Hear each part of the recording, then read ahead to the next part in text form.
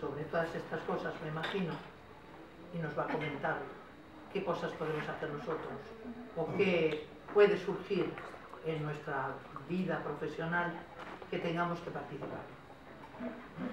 Espero. A ti. Bueno, muchas gracias Luisa, Venga, estamos muchas listas aquí. Gracias al resto por estar, por participar en este encuentro, charla, barra coloquio, barra ponencia, barra conferencia, barra compartir un poco esto del procedimiento de incapacidad, esto de la modificación de la capacidad de obrar, que sí es cierto que nos toca de forma transversal un poco a muchas personas. Ya Luisa, que es verdad que estamos como profesionales aquí, pero yo siempre digo que hacemos la vista también para mirar hacia el plano personal. ¿Vale? A mí me cuesta mucho trabajo en el entorno de amigos explicar a lo que me dedico. ¿Qué es esto de la incapacidad? ¿Qué coordinas qué? ¿La tutela de adultos? ¿Qué es esto de la tutela? No se entiende que una persona cumpliendo los 18 años necesite una protección. ¿Vale? Sí se entiende muy claro, o al menos se entiende mejor cuando es un menor.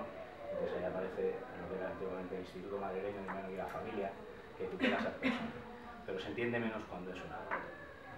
Y ahí decir que, para que se entienda un poco más en números, por ejemplo, la agencia madrileña ahora mismo está tutelando a 2.800 personas en el ámbito de la Comunidad de Madrid, lo cual quiere decir que es un número importante como para al menos prestar atención en ese sentido. ¿Vale? Quiero hacer os han pasado unas hojas, yo creo que para que podáis preguntar, para luego eliminar aquello de la mano alzada, simplemente que apuntéis y que luego recogeremos para que pueda responder a algunas cuestiones. ¿No? El hecho de que esté aquí también, aparte de cariño y afecto personal hacia Luisa desde la Fundación, también tiene que ver con el plan de formación e información que lleva funcionando desde el año pasado, que presentamos aquí además en septiembre del año pasado para familias, con el que hemos llegado ahora mismo a 2.400 personas, es decir, el interés existe, las familias están muy preocupadas por esto, les preocupa, vosotros que estáis con ellos también, les preocupa aquello de cuando no estemos, sobre todo es la pregunta esa de las familias, sí, ahora está todo controlado, ya tiene el colegio, luego irá al centro de día, tal vez a la residencia, ojalá en algún futuro, pero ¿y cuando no estemos nosotros? ¿Quién se encargará de eso? ¿Vale? Pues de eso hablaremos. La primera pregunta que nos plantean siempre las familias y los profesionales es ¿cuándo tenemos que iniciar o plantearnos un procedimiento de incapacidad? Dice la ley que debemos hacerlo cuando estamos ante una persona que presenta una patología física o psíquica persistente en el tiempo que le impide gobernarse a sí mismo. Eso que suena así, claro, yo lo simplifico diciendo, pero lo que tenemos que preguntarnos es si esa persona sobre la que estamos pensando iniciar un procedimiento de incapacidad es vulnerable o no, si necesita protección o no. Si necesita protección, pues probablemente tengamos que iniciar ese procedimiento. ¿Vale? Luego, esa sería la primera pregunta, pero hay una más. Es decir, cuando vamos a iniciar ese procedimiento, a veces también nos va a tocar preguntarnos si va a servir de algo incapacitar o no. A veces se nos pregunta, pero bueno, una vez incapacitado, ¿esto realmente protege? Bueno, pues ahora veremos si realmente protege o no. Vosotros que estáis en el colegio y algunos sois maestros, pues también entenderéis esto de la pedagogía que tenemos obligación de hacer. No sé si ayer tuvisteis la ocasión de ver la entrevista con el profesor Marina y hablaba de la filosofía a la ética, y yo digo, este plan, a mí me gusta que se hubiera llamado de lo jurídico a la ética, ¿vale? Porque aquí se mezcla absolutamente todo. Y a veces pecamos, profesionales, en el sentido de que no hacemos pedagogía ni con los padres ni con los chicos. ¿Vale? Porque una de las preguntas que se lanzaban por ahí, una de las preocupaciones era que le han quitado el derecho al voto. Por ejemplo, es algo que se hizo muy frecuentemente hace años y que ahora se viene haciendo algo menos, aunque es algo que tenemos que trabajar. Qué importante es, o qué drama puede suponer en algunas ocasiones, aunque los poderes públicos no entienden al respecto de eso, que a alguien le quiten el derecho al voto. Pero yo digo, me preocupa bastante más y me parece más grave que nadie le haya explicado a esa persona por qué tal vez no tiene derecho a voto. Entonces, si hubiéramos hecho un trabajo de pedagogía en ese sentido, habrá personas que no tengan la capacidad para decidir si pueden para votar o no, en un sentido u otro. En el sentido de la izquierda o la derecha, bueno, ahora ya son de arriba o abajo, pero en ese plano habrá que, cuando lleguemos al juzgado, pues le preguntarán ese tipo de cosas, y habrá personas que desgraciadamente no tengan esa capacidad de discernir en un sentido u otro. Pero nosotros tendríamos que habérselo explicado a esa persona, y también a los padres, para que el sufrimiento en ese caso sea menor, porque a veces no se entiende, yo que lo vivo desde dentro de la administración, o desde fuera dentro, no se entiende, ¿y por qué? Porque supone tanto que les hayan quitado el derecho a los votos. Pues supone mucho, desgraciadamente, porque en un entorno, si trabajamos en la inclusión en un entorno y ve que el resto vota y él no, pues obviamente supone un agravio importante y un perjuicio emocional también, claro. Vale. Decía eso en el sentido de la pedagogía y la responsabilidad que tenéis en ese sentido de trasladar la información de la mejor manera posible, ¿vale? Por eso que esté aquí. Enlazo ya directamente con él. Me voy a detener, voy a hacer un recorrido desde cómo se inicia el procedimiento de incapacidad, cómo es el juicio, porque al final es el juicio. Hablaremos también del lenguaje, del daño que hace el lenguaje en este procedimiento. Hablaremos de incapacitados, hablaremos de demandas, hablaremos de demandados, de demandantes, ¿vale? Y eso, que yo creo que está en reforma y que deberíamos trabajar en la línea de cambiar el lenguaje, pues afecta también directamente al procedimiento, ¿vale? Si aquí una vez que nos hemos planteado si alguien es susceptible de iniciar un procedimiento de incapacidad, si alguien necesita protección, se puede hacer de dos maneras. O bien se pone en conocimiento del Ministerio Fiscal, esa es una vía que es la más utilizada por dos razones fundamentalmente. Una, por el plano económico, porque es gratuito.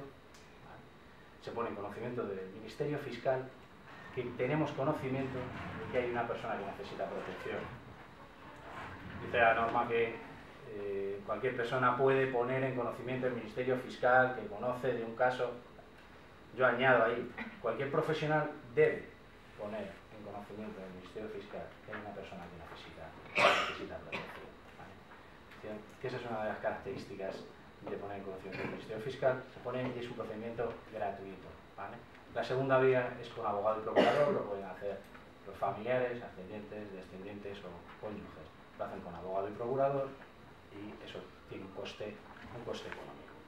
Cuando nos pregunten las familias sobre las diferencias entre un proceso y otro, es decir, ¿qué es lo que hago? ¿Lo pongo en conocimiento del Ministerio Fiscal o lo hago con abogado y procurador? Nosotros lo que debemos hacer es explicarle las diferencias entre uno y otro. Por un lado es el coste económico y por otro es cómo se dibuja el procedimiento. El sufrimiento para la familia viene cuando se sientan en el juicio, y si lo hacen con abogado y procurador, lo harán como demandantes.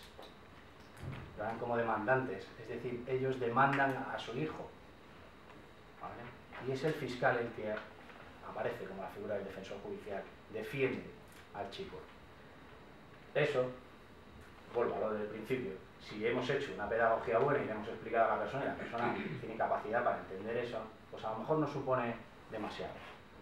Pero os puedo asegurar, desde la experiencia de este tiempo en la Agencia Madrileña para la Tutela de Adultos, que si no has trabajado bien eso sí que queda en el recuerdo de la persona, de es que fue mi padre el que me incapacitó, que me llevaron al juicio.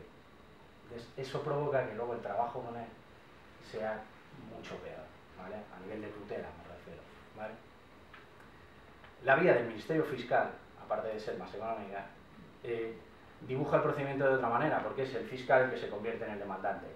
Y eso es lo que hace que las familias, la mayoría, fijaros que no tanto por la parte económica, sino por ese dibujo, lo que hace es que lo utiliza la parte de fiscalía para iniciar el procedimiento, ¿vale? No sé si hasta ahí queda claro. El demandante sería el fiscal, el demandado siempre es el presunto incapaz. Y fijaros cómo cambia, que la persona que defiende al presunto incapaz, en ese caso podría llegar incluso a ser la familia. El mismo que ha puesto en conocimiento del Ministerio Fiscal se convierte en defensor, ¿vale? Entonces eso ayuda, ¿vale? Ayuda, no va a defender nada, lógicamente, que es lo que hacemos nosotros, que somos muchas veces defensores judiciales. Pues preguntados ahí diremos, como familia me refiero, diremos que nos atenemos a los informes que se hayan presentado, ¿vale? Que se hayan presentado. Entonces, ¿Eso hace que el procedimiento sea algo más limpio? A pesar de que tenemos, esto si no, si estuviera aquí José Antonio en Fiscalía, casi me colgaría, porque dice que tenemos saturado de Fiscalía, pero es así, ¿vale? No, la mayoría de los procedimientos se inician vía Fiscalía, entonces eso es importante. Ahí me detengo en la parte de los informes de los profesionales, ¿vale? Pues para iniciar una demanda tiene que ir acompañada de toda la documentación necesaria. Es decir, a veces se ha utilizado este procedimiento de forma negativa. Se intentó incapacitar a alguien con algún interés poco legítimo. ¿Vale? Lo habéis oído, para conseguir sus propiedades, para vender, para que se gane el dinero, lo que sea. Entonces lo que determina el fiscal es si hay causa para iniciar el procedimiento o no. ¿En base a qué? En base a los informes que presentemos. Luisa los prepara algunos, y supongo que cuando prepara inicia algún procedimiento, os pide a alguno de vosotros informe del psicólogo o psicóloga, de la logopeda, de quien sea, todo lo que sea sustancial y sea importante. Entonces, en la elaboración de esos informes, lo que tenemos que ser es muy objetivos. Yo creo que esto, no sé si sobra decirlo, pero siempre me gusta recalcarlo, porque a veces cargamos tintas sin necesidad, es decir, y luego hay un problema posterior. Nos pasó, hemos formado a los 600 trabajadores sociales del Ayuntamiento de Madrid, y ahí tenía muchos problemas en la redacción de los informes, porque lo que querían es señalar una situación de extrema vulnerabilidad, por ejemplo. Entonces, con el ansia que tenemos de determinar y de enviar que hay una situación muy vulnerable, a veces se nos cuelan comentarios subjetivos en el informe, ¿vale? Que afectan al entorno familiar, opiniones al respecto. Entonces, yo siempre digo que intentemos, porque ese informe se le va a trasladar a la persona. Entonces luego podemos tener un problema a posteriori. Es que tú dijiste que en el ambiente familiar, en el entorno fuera que sugerías, creías. Claro, pero son creencias o intuiciones, lo que sea. Entonces, que si no lo tenemos claro, si no hay una prueba de peso, que no utilicemos ese tipo de comentarios al respecto, que puede ser perjudicial a posteriori, ¿vale? No sé si en vuestro caso sucede, pero en algunas ocasiones sí. Entonces, que lo tengamos bastante claro, ¿vale? Me meto ya en la parte del procedimiento. Si el fiscal determina que hay causa, ¿vale? En el caso que nos ocupa, pues probablemente muchas de las personas con parálisis cerebral pues, habrá que iniciar en algún momento de su vida algún procedimiento, algún mecanismo de protección, ¿vale? Algún mecanismo de protección, aunque sobre esto hay todo un debate abierto, también os lo digo. Entonces, hay una línea que está en contra de la incapacidad, ¿vale? Y otra línea que va más hacia proteger. Entonces, sobre esto yo creo que nos tenemos que mover en los términos, en la parte intermedia, porque a veces con el exceso a veces pensamos que estamos en el mundo de la discapacidad, no, pero tiene muchas habilidades, tiene muchas capacidades, se maneja bien en el entorno. A medida que aumentan las capacidades de una persona con discapacidad, también aumenta su vulnerabilidad en esto que llamamos el tráfico jurídico. Es decir, pensamos en alguien con una discapacidad intelectual ligera, a lo mejor. Es mucho más vulnerable que alguien que presenta una parálisis cerebral, a lo mejor más grave, y que no está en ese tráfico. Pero sin embargo un chico que se mueve en el ambiente, que está en el ambiente, que va, que viene, que entra, sale, que va con uno que compra un teléfono, que puede pedir un préstamo de Cofidis, esto, claro que tiene más capacidades, pero a su vez es más vulnerable. Entonces, el decir que esa persona no necesita protección no le está ayudando. Necesitará una protección, bajo mi punto de vista, lógicamente. Necesitará una protección. ¿En qué sentido? En el sentido que sea, dependerá de esa persona. No lo vamos a incapacitar para todo. Claro, no le vamos a quitar el derecho a voto, por ejemplo, porque tiene muchas habilidades. Ahora bien, a veces confunde amigos de unas amistades de otras.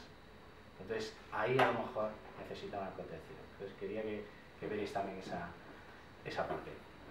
Si el fiscal decide iniciar el procedimiento, lo que hace es que se va a juicio, ¿vale? Ese juicio tal y como lo hemos planteado, ¿vale? Y ahí lo primero que tenéis claro es que nadie puede ser incapacitado sin ser visto.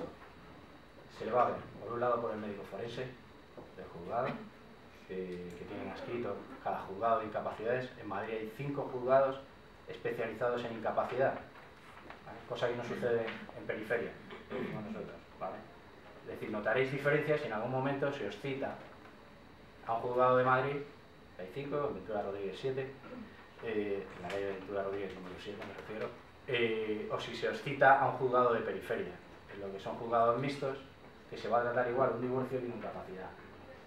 Entonces, lógicamente, la especialización ha hecho que también el trabajo sea algo más exquisito en Madrid capital, ¿vale? A pesar de toda la presión que tienen, pero sí es verdad que están especializados desde hace ya unos cuantos años.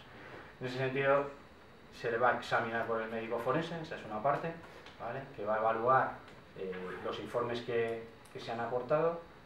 En una entrevista también evaluará a la persona, ¿vale? A partir de ahí también hay un examen por parte del jueza en este caso, que son 5 mujeres las de Madrid. ¿En base a qué? En base a preguntas de todo tipo. Lo hablábamos antes también. Desde quién es el presidente del gobierno, qué es la izquierda y la derecha, diferencia usted entre monarquía y república, un auténtico examen a veces. ¿Dónde está Soria?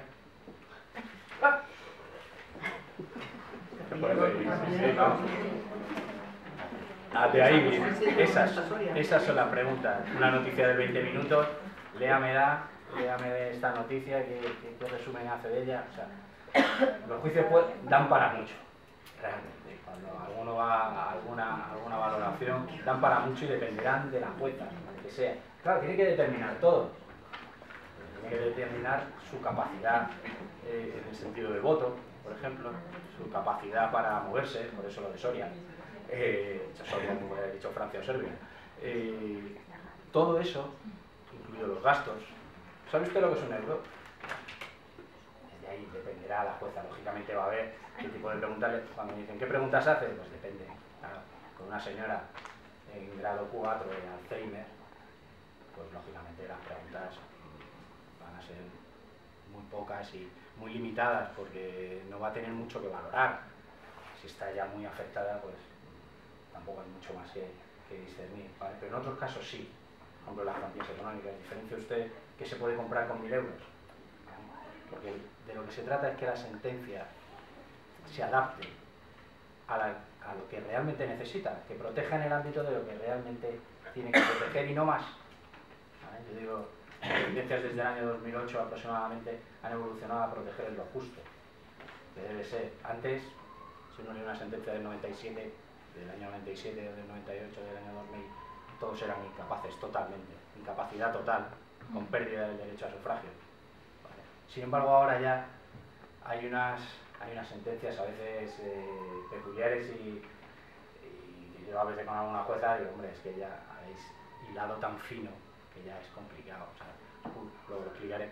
Una curatela de salud para el ámbito de la comida, porque lo que no sabes cocinar, o sea, ya han llegado a un punto que a lo mejor se están incluso excediendo. Pero en base a eso, entonces, cuando me preguntan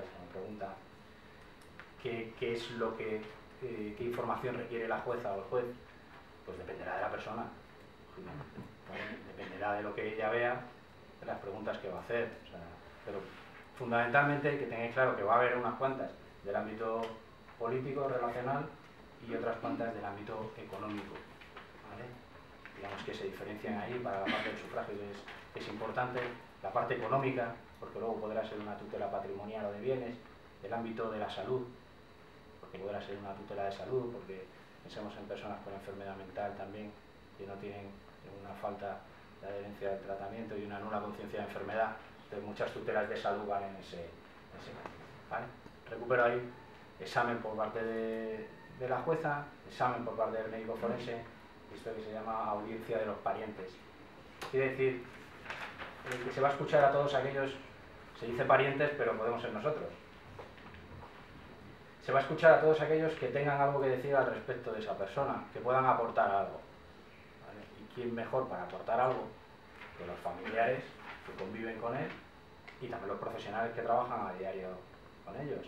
Esto me Recuérdame